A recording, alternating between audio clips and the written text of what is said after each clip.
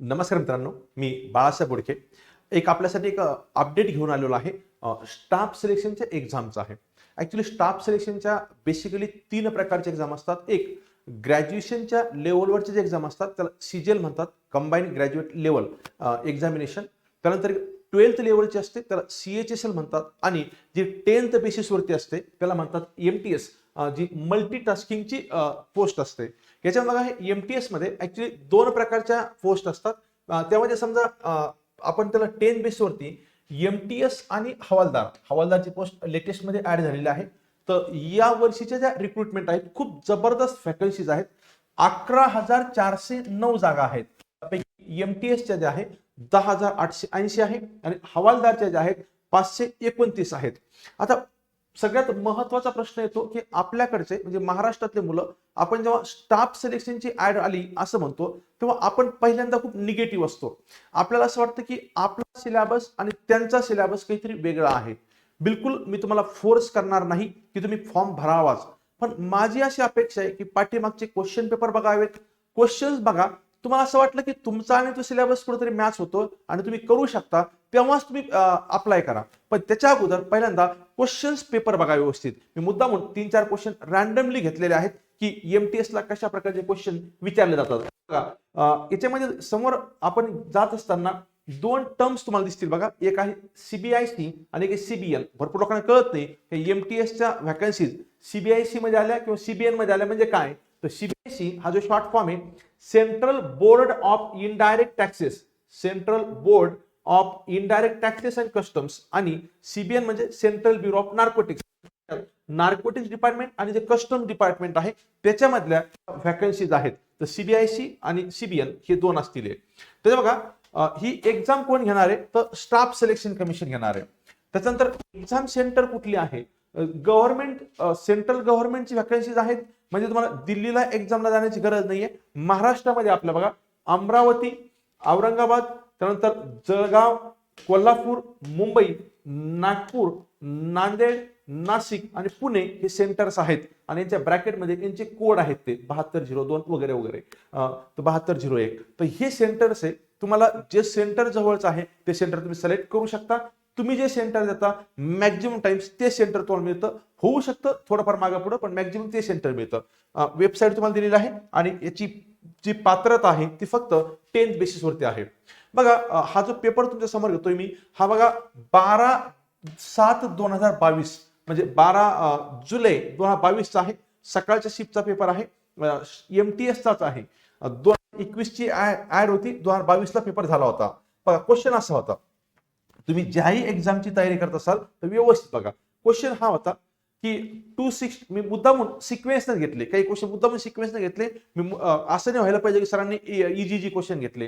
हा first question होता त्यातला. तर बघा 26,467 समथिंग. बघा, आता आपल्या सगळ्यांना माहिती, आपण अभ्यास करत असताना सगळ्यांना लॉजिक माहिती आहे. तुम्ही व्यवस्थित लॉजिक बघा. लॉजिक काय होतं, 2चा क्यूब -2 हे होतं 6. बघा तुम्ही 4चा क्यूब -4 इज इक्वल टू असतं 60. आणि त्यानंतर बघा 7चा क्यूब -7 इज इक्वल टू तुमचं जे येणार आहे ते येणार आहे 336. हे लॉजिक तुम्ही कोणत्या जरी एक्झामला प्रिपरेशन करत असाल तर हे सगळ्या एक्झामला लॉजिक वापरताच येत आहे. वेगळी एक्झाम नाहीये, ही एक्झाम वेगळी नाहीये. ह्या वेळेस तर पेपर मराठीमध्ये पण आहे. त्यासाठी गुड न्यूज ही आहे की पेपर मराठीमध्ये पण आहे. हा क्वेश्चन इंग्लिशमध्ये आणि आतापर्यंत हिंदीमध्ये असायचा, मराठीमध्ये आहे. म्हणजे तुम्ही जर एमपीसी तयारी करत असाल, तुम्ही समजा पोलीस भरतीची तयारी करत असाल, तुम्ही तलाठीची तयारी करताय, तुम्ही कुठल्याही सरळ सेवेची तयारी करता, तर अशा प्रकारचे प्रश्न आपल्याला येतातच. वेगळं काही करायचं नाहीये. थोडासा वेगळा पार्ट आहे, तो कोणता आहे मी समोर गेल्यानंतर सांगतो तुम्हाला सिलेबसमध्ये. त्याच्यानंतर बघा, हा क्वेश्चन एकदम सोपा क्वेश्चन आहे. बघा, आता इथं काय झालं, 3 इमेज दिलं तुम्हाला. सी ला होता, सी नंतर डी ला आला, डी नंतर ई ला आला. म्हणजे इथं आलं सी डी ई, एक ना पुढे जातोय. बी पासून डी ला आला, बी पासून ई ला आला, मग पुढे कुठे जाणार आहे, बी पासून एफ ला जाणार आहे, बी पासून एफ ला, म्हणजे पर्याय क्रमांक फर्स्ट. असे लॉजिक तुम्ही अगोदर पण अप्लाय केलेच की. वेगळं काय याच्यामध्ये, वेगळं काही नाहीये. त्याचा बघा हा क्वेश्चन समजा, बघा आता कोणता एखादा पर्सन दिलेला आहे, तो कोणत्या क्लासिकल डान्सशी रिलेटेड आहे. तुम्हाला प्रत्येक एक्झाम मध्ये असे क्वेश्चन येतातच आपल्याला. त्याच्यानंतर बघा, इथं बेस्ट फिमेल डेब्यू अवॉर्ड कोणाला भेटलेला आहे 2021 मध्ये, पॅराऑलिम्पिक स्पोर्ट्समध्ये. तर हा बघा असे प्रश्न आपल्याला येतातच. म्हणजे या क्वेश्चनची प्रिपरेशन तुम्हाला कुठं ना कुठेतरी करावीच लागणार आहे.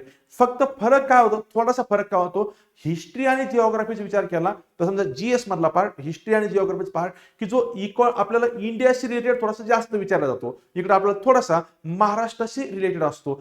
तेवढा एक फरक सोडला तर बाकी सगळं तुम्हाला सगळ्या विषयामध्ये सारखंच आहे, वेगळं काही नाही. इंग्लिशमध्ये पण एमपीसीचं इंग्लिश आणि स्टाफ सिलेक्शन इंग्लिश सेम असतं, त्याच्यामुळे वेगळा सिलेबस नाहीये. तुम्ही याचे जे क्वेश्चन पेपर्स आहेत, टेलिग्रामची लिंक दिली असेल आपल्या खाली, त्या टेलिग्रामवरती मी तुम्हाला काही पीडीएफ टाकून देतो क्वेश्चन पेपरच्या.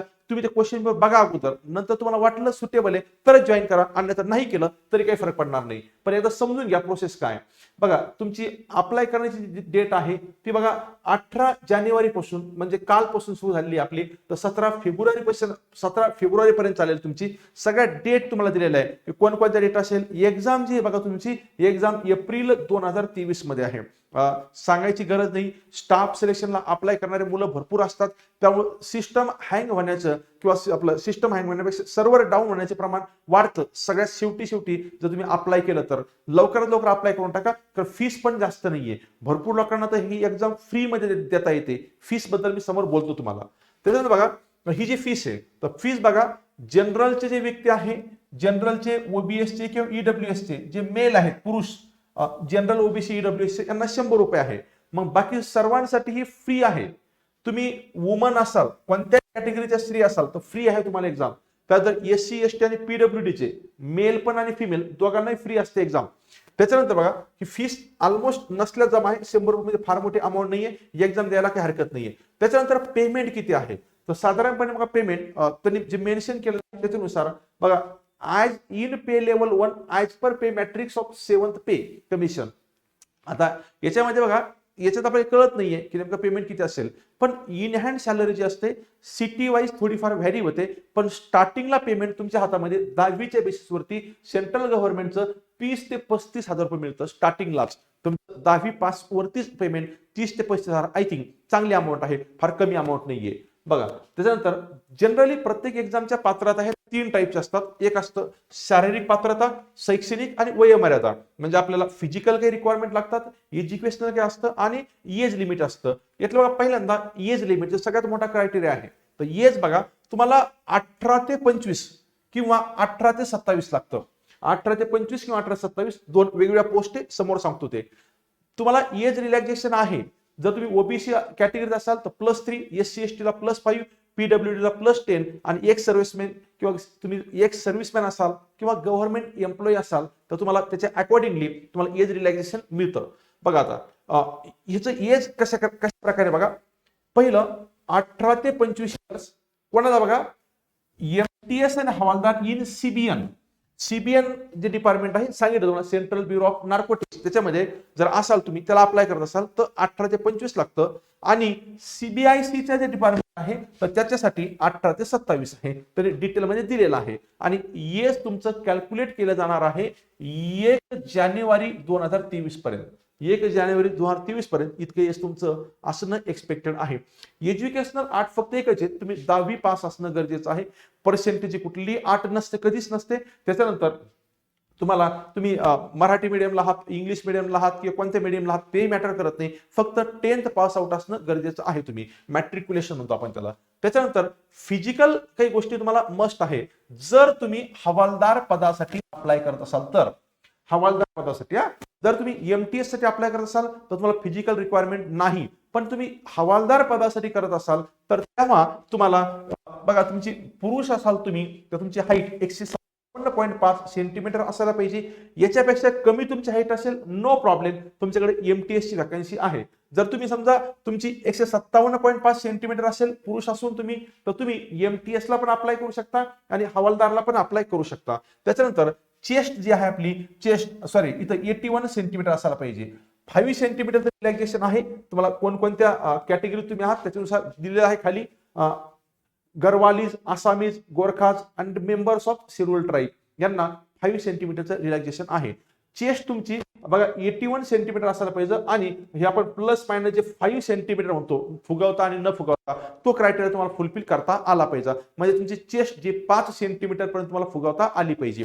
तर हा एक क्रायटेरिया. फिमेलसाठी चेस्टचा क्रायटेरिया नसतो, फिमेलसाठी त्यांनी वेटचा क्रायटेरिया ठेवलेला आहे. किलोग्राम वेट असायला पाहिजे तुमचं, relaxable by 2 kilograms in the case of तुमचे जे कॅटेगरी आहे आसामीज, गोरखाज वगैरे त्यांच्यामध्ये. आणि हाईट तुमची 152 सेंटीमीटर असायला पाहिजे. तर हा तुमच्यासाठी फिजिकल क्रायटेरिया आहे, पण हा फक्त कोणासाठी आहे, ज्यांना हवालदार पोस्टला अप्लाय करायचं त्यांच्यासाठी. तुमची हाईट तेवढी नसेल तर काही प्रॉब्लेम नाही, तुम्ही MTS ला अप्लाय करू शकता. त्याच्यानंतर साधारणपणे जे स्टेजेस आहेत, तर एक्झाम जी CBT 2 सेशन मध्ये आहे, सेशन 1 आणि सेशन 2. त्याच्यानंतर जर तुम्ही हवालदारसाठी अप्लाय करत असाल तर तुम्हाला फिजिकल एक टेस्ट आहे आणि त्याच्यानंतर डॉक्युमेंट व्हेरिफिकेशन, असे 4 स्टेजेस म्हणून तुम्हाला जायचं आहे. निगेटिव्ह मार्किंग जे आहे, सेशन 1 ला निगेटिव्ह मार्किंग नाही, इथं निगेटिव्ह मार्किंग नाही. सेशन 2 ला 1/3 इतकी निगेटिव्ह मार्किंग आहे. निगेटिव्ह मार्किंग सेशन 1 आणि सेशन 2 ला दोघांना वेगवेगळी आहे. सेशन 1 जो आहे हा फक्त क्वालिफाईंग नेचरचा असणार आहे. सेशन 2 जो आहे याच्या मेरिट वरती तुम्हाला ऍक्च्युअल पोस्ट मिळणार आहे. तर बघा, स्कीम ऑफ एक्झामिनेशन, तर तुम्हाला काय करायचं, कम्प्युटर बेस्ड एक्झामिनेशन आहे. हे जे म्हणलं मी, सेशन 1 आणि सेशन 2 हे CBT चे फॉर्म आहे. CBT म्हणजे कम्प्युटर बेस्ड एक्झामिनेशन. तर तुमची एक कम्प्युटर बेस्ड एक्झामिनेशन असेल आणि तुम्ही हवालदारसाठी अप्लाय केला असेल तर फिजिकल स्टँडर्ड टेस्ट असेल तुमची. तुम्हाला एक्झाम इंग्लिशमध्ये पण देता येते, हिंदीमध्ये पण देता येते. तुम्हाला वाटलं सर मला एक्झाम मराठीमध्ये द्यायची असेल तर तुम्ही मराठीमध्ये पण देऊ शकता, काहीही प्रॉब्लेम नाही. ठीक आहे, तुम्ही तुमच्यापैकी जर कोणी कोकणी भागातले असाल तर कोकणी भाषा देखील याच्यामध्ये अवेलेबल आहे. तर आपल्या ज्या 13 रिजनल लँग्वेजेस आहे त्यापैकी कोणत्याही रिजनल लँग्वेजमध्ये तुम्ही एक्झाम देऊ शकता. त्याच्यानंतर बघा, तुमचा सिलेबस आहे. सेशन 1 मध्ये जो आहे तुम्हाला numerical ability and reasoning ability म्हणजे गणित बुद्धिमत्ता आहे. 20 क्वेश्चन 60 मार्कला, 20 क्वेश्चन 60 मार्कला, म्हणजे एक क्वेश्चन 3 मार्कला, एक क्वेश्चन 3 मार्कला. तर तुमचं हे म्हणजे 20 क्वेश्चन 60 मार्कला आणि याच्यासाठी तुम्हाला 45 मिनिट टाइम दिलेला आहे. हे सेशन 1 जे तुमचं फक्त क्वालिफाईंग नेचरचं आहे, म्हणजे तुम्हाला त्याचे मार्क्स पुढे कन्सिडर केला जात नाही. पेपर खूप सोपा असतो, बिलीव्ह करा, मी सांगतो तुम्हाला. तुमचं हिथं तुम्ही डिसक्वालिफाय होण्याचा प्रश्नच येणार नाहीये, कारण तुम्हाला ओपन कॅटेगरीसाठी जर 30% इलिजिबिलिटी आहे, 30% मार्क्स तुम्हाला मिळवायचे असतात, तर 30% मार्क्स तुम्हाला सहज मिळून जातील. तुम्ही कॅटेगरीत असाल तर तुम्हाला 25 किंवा 20% मार्क्स लागतात. त्यानंतर बघा, सेशन 2 मध्ये तुम्हाला जनरल अवेअरनेस आणि English language and comprehension. English language तुमच्या सिलेबसला कुठे जरी गेले तुम्ही तर आहेच. तुम्हाला GSचा पार्ट पण तुम्हाला आहेच. भारताचा भूगोल, तुम्हाला महाराष्ट्राचा भूगोल सगळं तुम्हाला आहेच. त्यानंतर इतिहास पण सगळं आहेच आपल्याला. तर सगळं जनरल अवेअरनेस आपलं सारखंच आहे. तर त्यामुळे सिलेबस वेगळा नाही तुमचा. तर जनरल अवेअरनेस तुमचं 25 क्वेश्चन 75ला, इंग्लिश पण 25 क्वेश्चन 75ला, म्हणजे इथं पण एक क्वेश्चन तुमचा 3 मार्कला आहे. तुम्हाला 45 मिनिट टाइम आहे आणि याच्यावरती तुमचा रिझल्ट डिटरमाइन होईल. याच्यावरती तुमची लिस्ट लागते, मेरिट लिस्ट. त्यांनी क्लिअर सांगितलंय, there will be no negative marking in session 1. In session 2 there will be negative marking of 1 mark for each wrong answer, म्हणजेच 1/3 मार्किंग असेल तुमची निगेटिव्ह आले. त्याच्यानंतर तुम्हाला ऍप्लिकेशन जेव्हा भरायचे तेव्हा 2 स्टेजेस मध्ये भरावं लागतं. पहिलं आहे तुमचं 1 टाइम रजिस्ट्रेशन आणि दुसरं आहे तुमचं filling of online application for the examination, म्हणजे 2 स्टेजेस आहे. तर नेहमी लक्षात ठेवा, तुम्हाला अप्लाय करण्याच्या अगोदर 2 रजिस्ट्रेशन करावं लागतात. 1 टाइम रजिस्ट्रेशनच्या वेळी तुम्हाला काय काय लागतं बघा, तुमच्याकडे तुमचा मोबाईल नंबर असायला पाहिजे, जो परमनंट मोबाईल नंबर आहे तोच घ्या. इंटरनेट कॅफेवरती गेल्यानंतर सगळे डिटेल्स व्यवस्थित द्या. पहिली गोष्ट आहे, स्वतःचा फॉर्म स्वतःच भरा. नसाल भरणार, जर तुम्ही इंटरनेट कॅफेवरून भरणार असाल तर डिटेल्स व्यवस्थित चेक करा. होतं काय की आपला फॉर्म असतो, मोबाईल नंबर दुसरा असतो, प्रॉब्लेम होईल. तर मोबाईल नंबर तुमचा स्वतःचा असला पाहिजे. त्यानंतर त्याचा OTP मिळेल, तुमचा ईमेल ID असला पाहिजे तुमच्याकडे, आधार नंबर तुमचा असला पाहिजे. आधार नंबर नसेल तर तुमचा voter ID, pan card, passport, driving licence कुठला तरी तुम्हाला एक नंबर तुम्हाला ते टाकावा लागतो.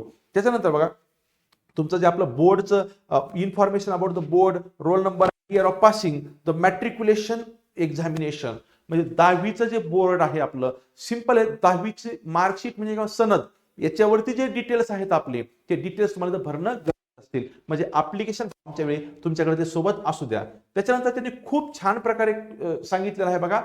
You are again cautioned that name, father's name, mother's name, date of birth, matriculation examination details should be filled exactly as recorded in matriculation certificate. Your candidature may get cancelled in case of incorrect or wrong information.